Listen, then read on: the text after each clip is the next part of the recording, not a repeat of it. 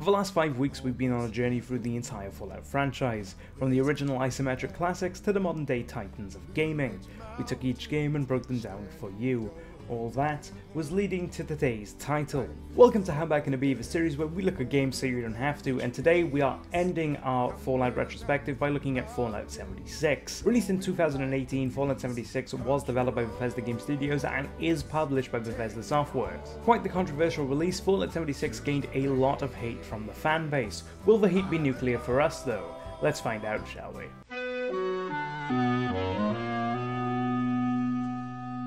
The story of Fallout 76 begins in the year 2102, 25 years after the Great War, before all the previous Fallout games. You play as a resident of Vault 76, a controlled vault located in the region known as Appalachia, formerly known as West Virginia. You awaken to a message on the vault's intercom system discussing the event known as Reclamation Day, the day in which residents of the vaults would leave their underground homes to reclaim and rebuild America. After your character creation is done, you follow a path lined with Mr. Handy robots, going to these party stations to pick up the tools you need to get started in the game. Everything from stimpaks to party hats are collected, before making your way to the vault door and out into the Appalachian wasteland to go find your overseer and rebuild the good old United States. There isn't really too much that can be said about this opening, in all honesty. It sets up the rest of the game nicely and introduces you to some of the mechanics, all while being set in a really interesting part of Fallout history. Is it a mind-blowingly deep and amazing opening? No. It's just simple yet effective, allowing players to just jump straight into the multiplayer mayhem. One of my personal points of contention though is Fallout 76 side quests. A few of the side quests in this game do come across as fairly mundane, partially due to the lack of human NPC interaction.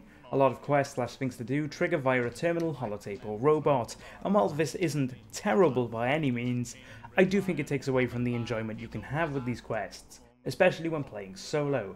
Counterbalancing that though, we have the events. Events pop up around the map and are triggered when you walk into its area. These events can be anything from escort missions to wave attacks and boss fights, and allow players to gain some XP, money and items in a short but sweet time period.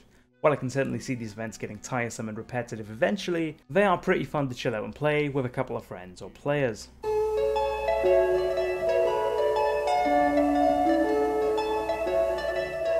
From a presentation point of view, there isn't really too much I can say that is different to Fallout 4, and I do think that this is both to the detriment and benefit of Fallout 76. Fallout 4 was a good looking game, and being on that level, while not incredible, is still pretty damn nice. Again, for these videos I have to play on lower settings to ensure a more frequently stable frame rate, so I recommend watching a PC gameplay video on max settings after the video is over. Fallout 76's map is my favourite map in a Fallout game to date. The world is large and filled with unique looking areas and locations that you can explore. Different areas on the map feel unique and are leveled differently, meaning higher level enemies will spawn to keep the game challenging for players as they stretch across the wasteland. This world can sometimes feel pretty empty when walking around, especially if no enemies are spawned in for you, but for the most part there is always something to do, always something to see, and always something to kill. Then we have the audio, which is an absolute delight in 76. While there isn't any human NPCs in the game, you can find human corpses, some of which may have voice recordings on them, and here is where the bulk of the voice acting is. I personally really enjoy the voice acting in Fallout 76, with the Overseer probably being one of the better performances. Fallout 76 also has, by far, the best radio soundtrack out of all of the games in the form of Appalachia Radio. Blasting this station when exploring and fighting your way through 76's world is an absolute treat, and even better when you combine it with a team of players all belting out the tunes. Other than the radio, the game is practically identical to Fallout 4, with a lot of the sound design being pretty much the same overall.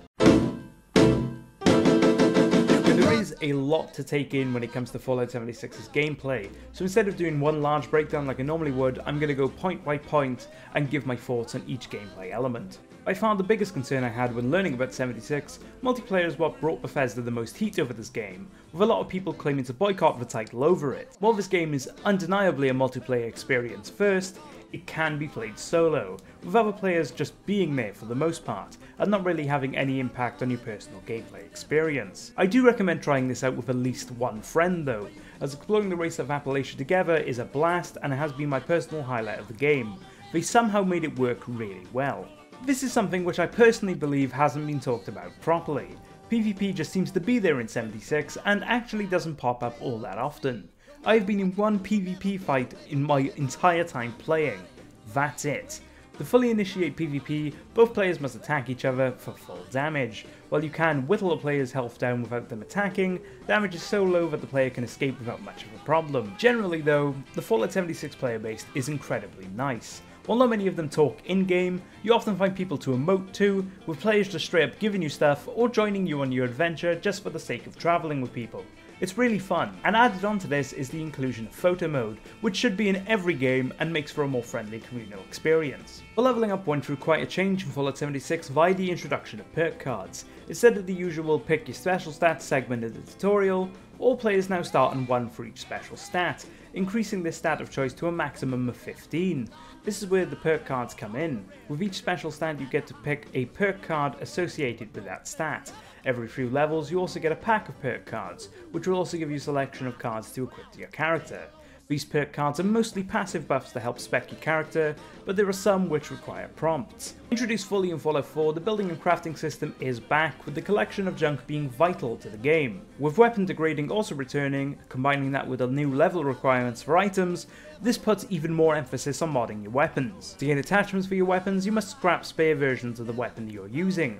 I actually really like this system. It encourages more looting and scrapping, both of which go a long way in 76. That being said though, due to the way the leveling works, you're constantly over-encumbered, even with the use of weight-reducing perks, which becomes a massive pain. Building, meanwhile, is the biggest improvement from Fallout 4. Using the camp to set up bases is a really fun part of this game, which not many people seem to be doing, which is a real shame because it is much better this time around.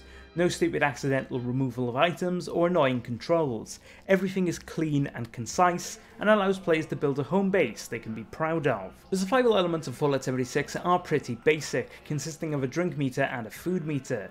Added onto this, there's the inclusion of diseases, which all have nasty effects if not cured, and the return of mutations, which can give you positive or negative effects to change your gameplay experience. These survival elements aren't really that massive, with only food and water seemingly worth watching. Even then though, you don't really get much of a debuff with them, losing some max AP, but that's honestly about it. Much the same as it is in Fallout 4, combat is extremely satisfying to partake in.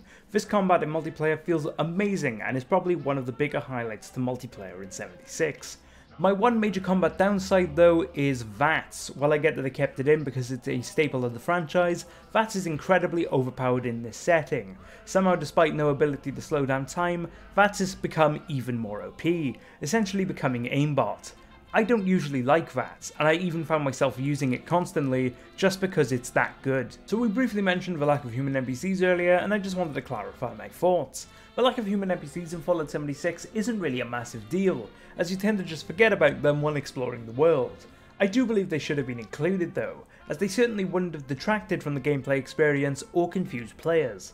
The movement of a player versus an NPC alone is enough to tell the difference, so I hope they'll eventually add them, maybe with a new vault opening event or something like that. Would be a great addition, I believe. Finally, I wish to discuss the Atomic Shop. The Atomic Shop is an in-game store that allows players to buy a variety of cosmetic items for the in-game adventures.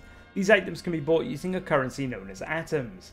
Gained by challenges that you complete throughout your gameplay, atoms can also be bought using microtransactions, and this is where my personal gripe with 76 comes in. You can see the prices of these atoms on screen, and as you can see they're pretty damn pricey. Looking at the lowest level you can buy, 500 atoms for £4, we can work out that it's £1 per 125 atoms. To put that in perspective, the Red Rocket Pip-Boy skin is 800 atoms, which is approximately £6.40 or $8.30. A ridiculous price for an in-game skin, especially one with no associated rarity, exclusivity, or out-of-game monetary value.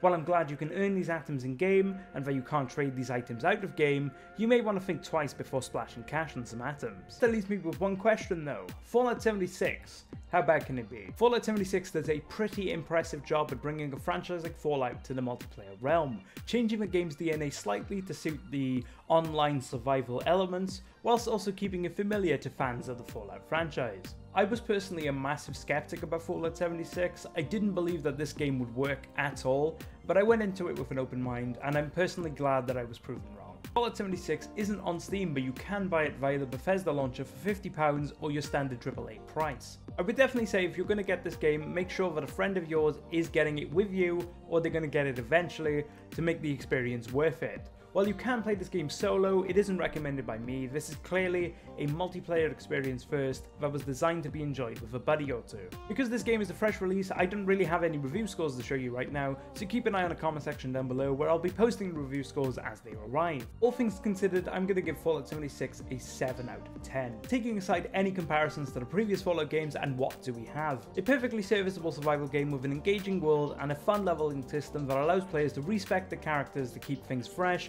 with minimal difficulty. That being said, the world of Fallout 76 does feel a little empty at times, and really not many of the enemies you come across actually feel that threatening to you, quickly becoming a nuisance rather than a real danger. Then on top of that, there's the new encumbrance issue that the new leveling system has created. While you can certainly work yourself around it eventually, being constantly weighed down and over encumbered isn't really fun and takes you out of the gameplay experience quite quickly. That's all I got time for today. Thank you for watching this review of Fallout 76. If you enjoyed it, why not click that thumbs up button? It's a good way of letting me know you enjoy what I do. Have you played 76? If so, leave a comment down below. Give me your thoughts. I'd love to discuss this game further with you, as I know a lot of people have opinions on this game. If you haven't played 76 yet and want to though, do not worry. In the description you can find links to the Bethesda launcher page as well as Humble Bundle. Subscribe today for future VividChim content. Make sure you click that bell to be notified as soon as a video drops. As always, I've been Kane from VividChim, and I'll see you all soon.